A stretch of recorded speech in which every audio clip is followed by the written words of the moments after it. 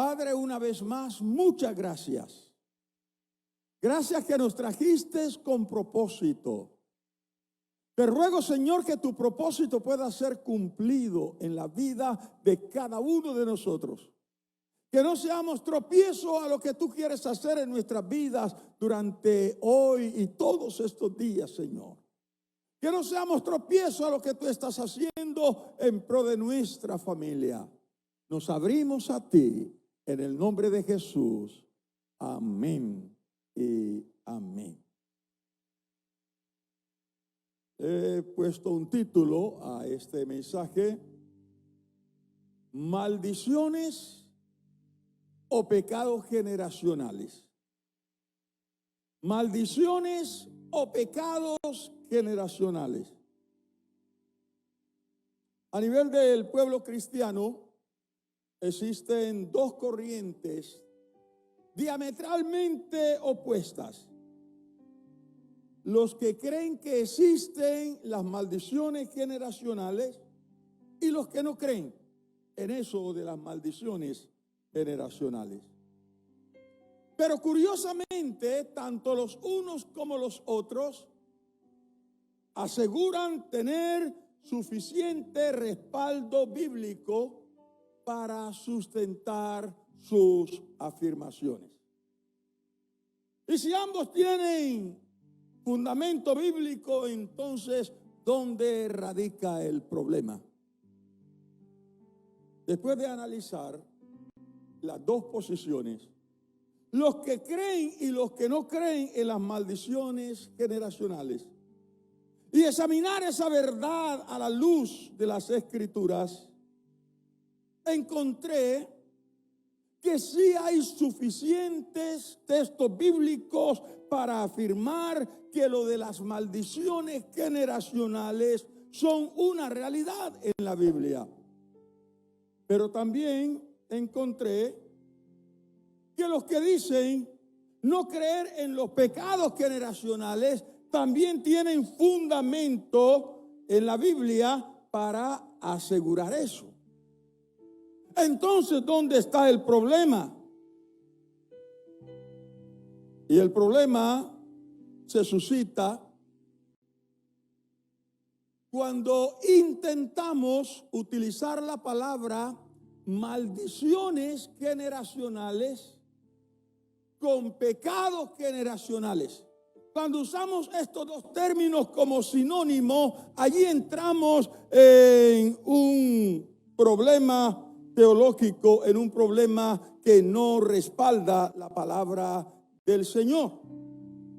Porque es que una cosa son las maldiciones generacionales y otra cosa los pecados generacionales.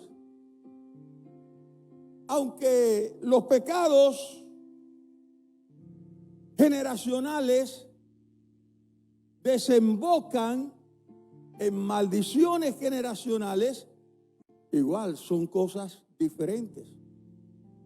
Y con algunos ejemplos espero dejar claro la diferencia entre maldiciones y pecados generacionales, porque allí estriba la confusión que hace que algunos estén aferrados a no creo y los otros sí existe, y ambos tienen base bíblica, pero cada uno tiene su contexto.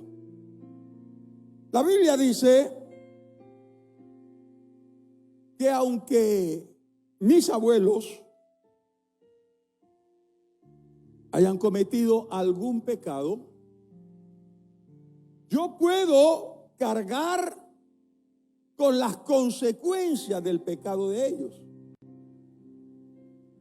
O sea, lo que genera ese pecado de ellos. Pero el pecado de ellos a mí no me puede ser transferido. ¿Qué es lo que se me transfiere? Las consecuencias, no el pecado. Mira lo que dice Éxodo 25. No te inclinarás a ellas ni las honrarás, porque yo soy Jehová tu Dios fuerte, celoso, que visito la maldad de los padres sobre los hijos hasta la tercera y cuarta generación de los que me aborrecen. ¿Qué está diciendo el pasaje? Tengan cuidado, porque sus pecados pueden afectar a sus generaciones. Pueden afectar a sus hijos, a sus nietos, a sus bisnietos y a veces hasta los tataranietos.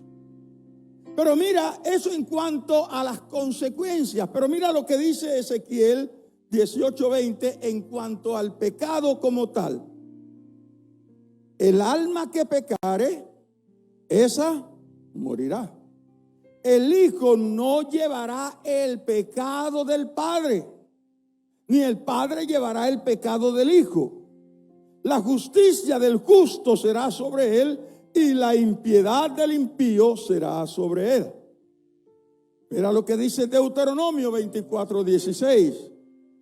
Los padres no morirán por los hijos, ni los hijos por los padres. Cada uno morirá, ¿por qué? Por su pecado.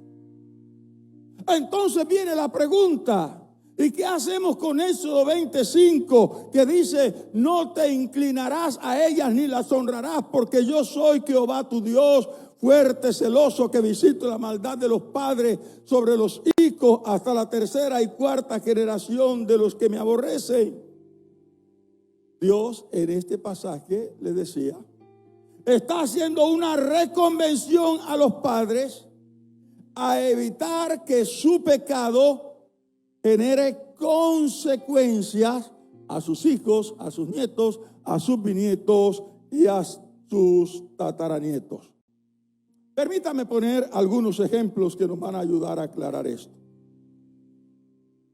Si una familia goza de cierta estabilidad económica, sus hijos están estudiando en la universidad, todo está marchando bien, pero un día a ese padre se le da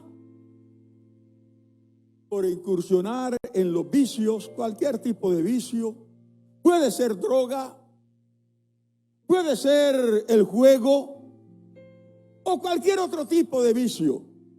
Y todo lo que gana y todo lo que tiene es para jugarlo en lotería o jugarlo en un casino o para metérselo en droga. ¿Eso afectará la economía de la familia? ¿Sí o no? Efectivamente. Y si este hombre sigue y sigue hasta que queda ahí preso, cautivo de la droga o del vicio, no va a poder proveer para la familia. En consecuencia, este muchacho, el hijo mayor que está estudiando, que tiene sueños, que tiene planes, tiene proyectos de ser un profesional brillante, pero ahora no entra a la casa ni para la comida. Sus otros hermanos están aguantando hambre. ¿Qué le toca que hacer a él? Ir a trabajar. No en lo que pensó que trabajaría, donde ganaría como un profesional. Ahora tiene que meterse a trabajar en cualquier cosa donde le van a pagar una miseria para poder llevar el sustento a casa. Este muchacho que no pudo estudiar, sus sueños se truncaron, ¿fue afectado o no por el pecado de su padre? ¿Se le transfirió el pecado? Dios lo acusa, tú tienes que pagar por lo que hizo tu papá. No, pero las consecuencias sí afectan a esta persona. ¿Qué dice Dios en Éxodo 25? Esas consecuencias a veces no solo afectan a los hijos, sino a la siguiente generación, a los nietos. Porque este papá, que iba a ser ayer un profesional y que les iba a dar una mejor vida a sus hijos, ahora a duras penas para la comida. Y le dice: mi hijo, no hay para la universidad, hágase un cursito y también trabaje para que nos ayude. Entonces fíjate, afectó a esta, pero ahora también afectó a los nietos. Y a veces eso se arrastra hasta los bisnietos. Y dice el texto, y en ocasiones hasta la cuarta generación, que tiene que ver con los tataranietos. Este padre cuando cometió su error o su pecado, no pensó en las consecuencias. Si bien es cierto que Dios no va a castigar ni a sus hijos, ni a sus nietos, ni a sus bisnietos, ni a sus tataranietos por lo que hizo su papá, su abuelo, bisabuelo o tatarabuelo, sí es cierto que las consecuencias van a incidir en la vida de cada uno de ellos.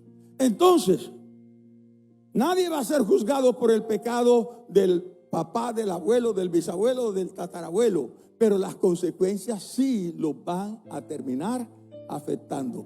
No sé si está claro esto aquí. Entonces, no podemos usar la palabra pecados generacionales con maldiciones generacionales, usarlos como sinónimo, porque ahí es donde está la confusión. Separemos, una cosa es el pecado que Dios tratará de una forma, eso se le atribuye solamente al que pecó y no pasa a los hijos, pero las consecuencias sí. Ahora, ¿por qué se llaman maldiciones generacionales? Maldición, porque la ruina jamás será una bendición. ¿Cómo se le puede llamar a la ruina?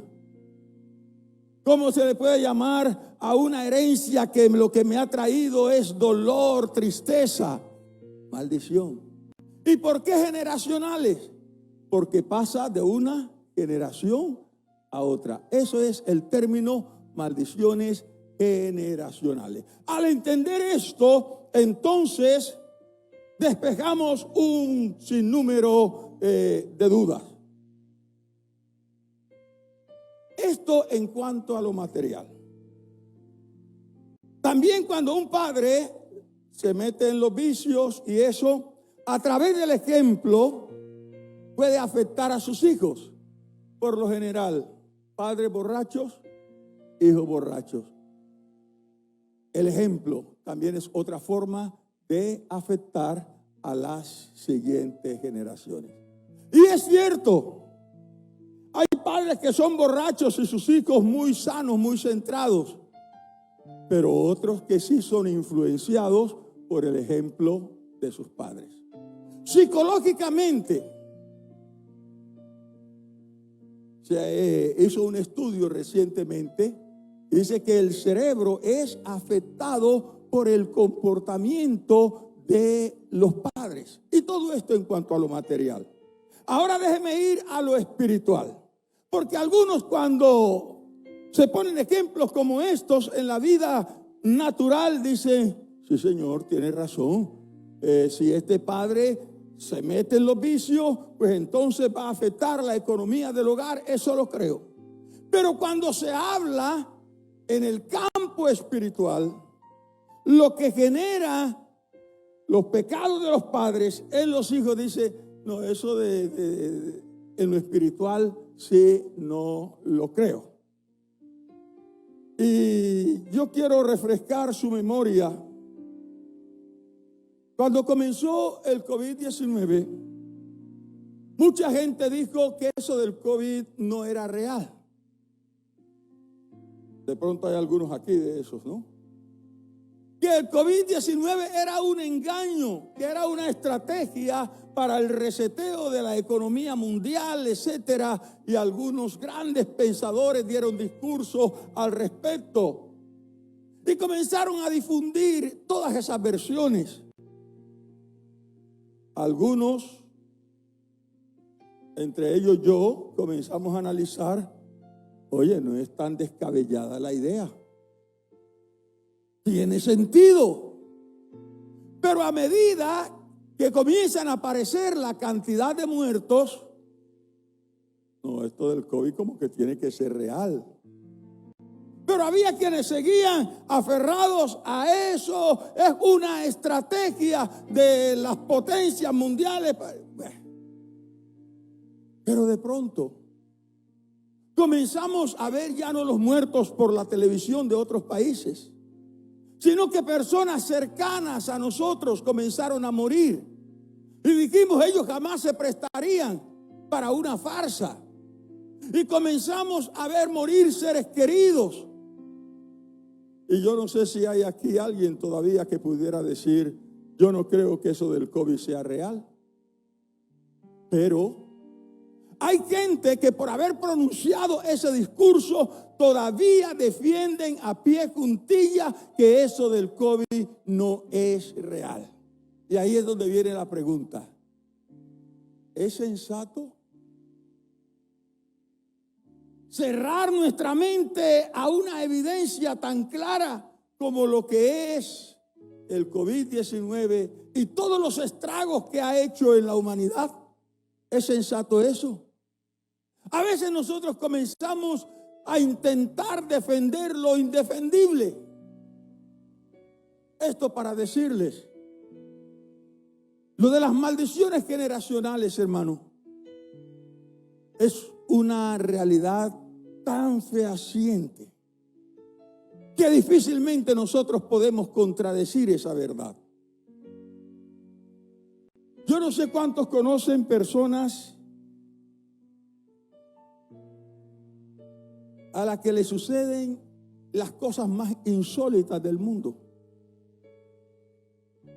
Todo lo malo les ocurre a ellos. Tengo en mente una persona que a veces le digo, a esta persona le sucede todo lo peor del mundo. Las cosas más raras. Y es que es verdad. Cosas que le suceden a una persona en 1,000,000. Hay personas que a ellos les sucede. Hay gente que todo lo que emprende, y cuando digo todo, es todo.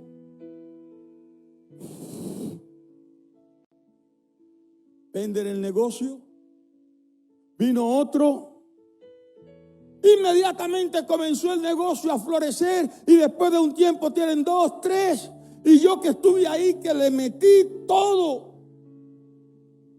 no prosperó. Pero no fue sino que otro llegara y prosperó.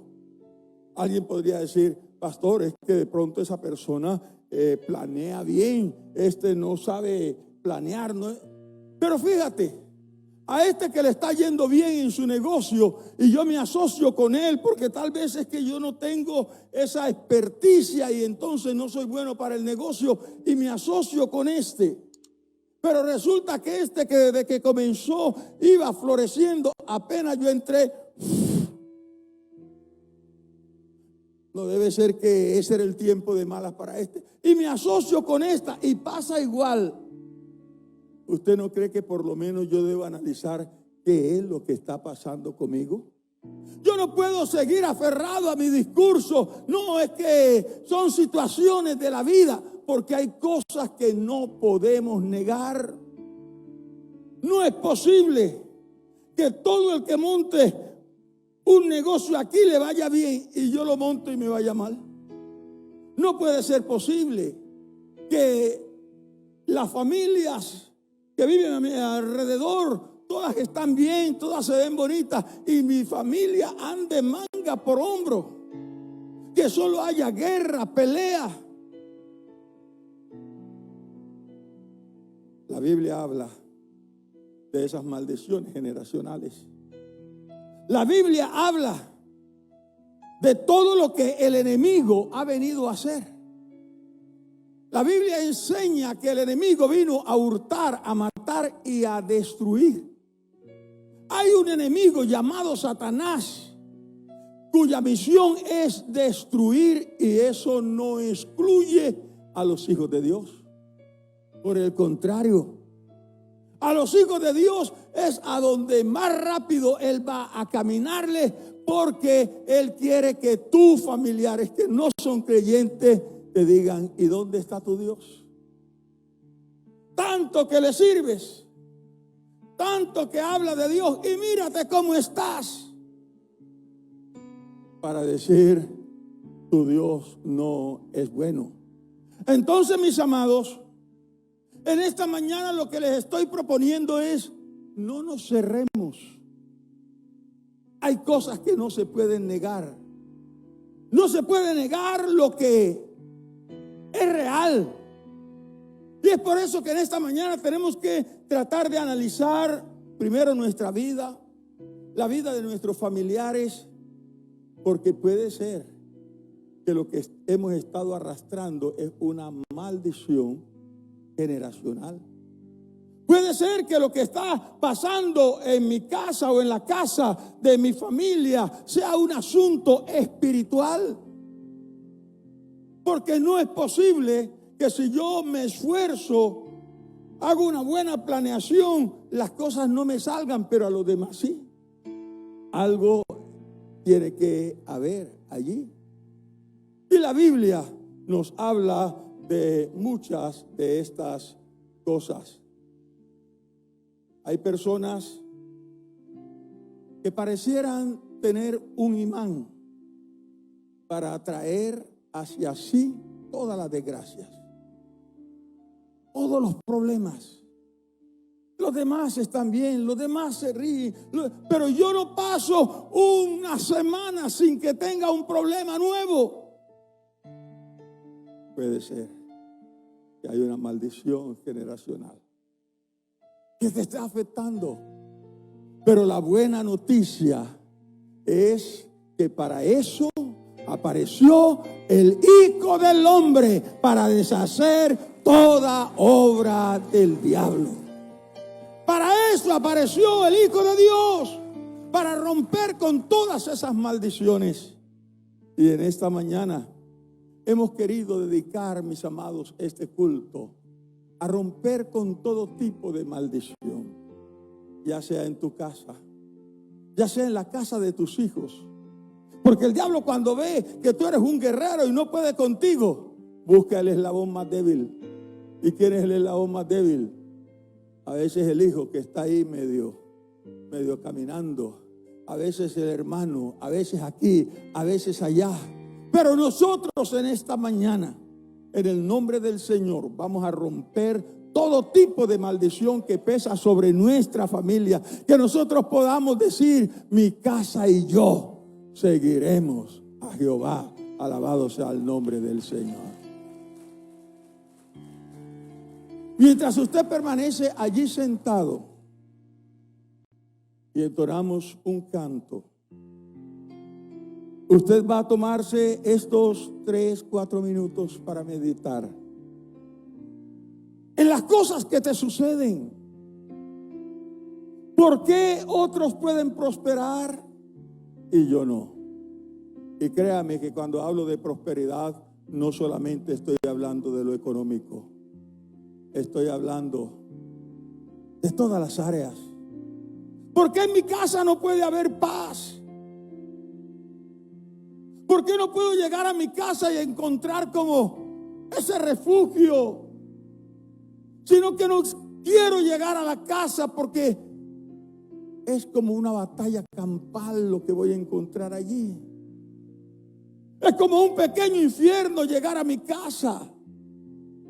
A veces, hermano, son malas actitudes, pero en ocasiones hay algo más. Hay una influencia de ese espíritu del mal, de ese espíritu que vino a destruir, que vino a matar, que vino a dañar, que vino a arruinar. Pero Jesús quiere libertarnos de eso. Así que mientras meditamos en ello, comienza a venir al altar. Esta mañana es mañana de romper con toda maldición en nuestra vida, en nuestra casa. No le dejes nada. Cuando Él ve que no puede contra ti, se ensaña con tus hijos, se ensaña con los más débiles. Es que esa es la visión de Satanás: hurtar, matar y destruir. Pero aquí está el que prometió dar vida y vida en abundancia.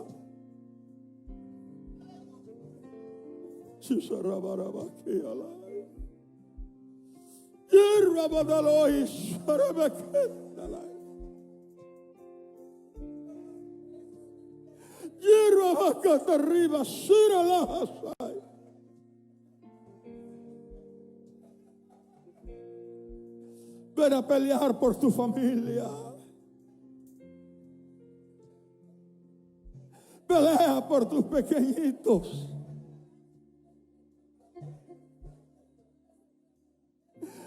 Iglesia, vamos a estar en pie de guerra. Él sabe que hiriéndolos a ellos te roba el gozo a ti.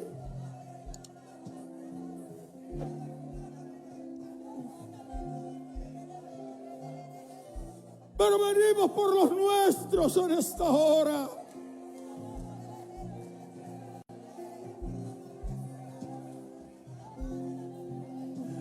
Dios, por favor, oye la oración.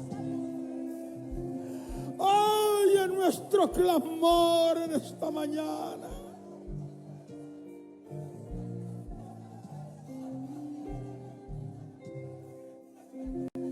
Algo va a ser Dios.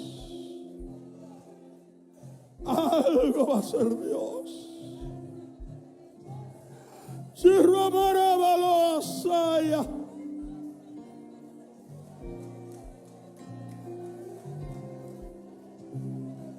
Cúbrete con la sangre de Cristo ahora. Vamos a entrar al campo del enemigo. Vamos a entrar al campo del enemigo a arrebatarle lo que él nos ha robado. Vamos por nuestros hijos. Vamos por nuestra familia. Vamos por los nuestros. Revestidos del poder y la gloria